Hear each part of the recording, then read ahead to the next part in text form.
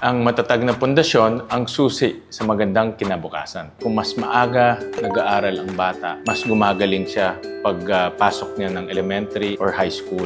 Dito sa atin, mandatory na ang kindergarten, pero ang daycare, hindi pa siya mandatory. Pinapalakas natin ngayon yung edukasyon ng mga batang nag-aaral sa daycare, particularly yung age 4 to 5. Ito ang layunin ng ECCD law. Dito sa batas na ito, bibigyan natin ng pagsasanay or training yung mga daycare teachers natin. Pangalawa, magpapatayo ng maraming daycare sa mga barangays natin.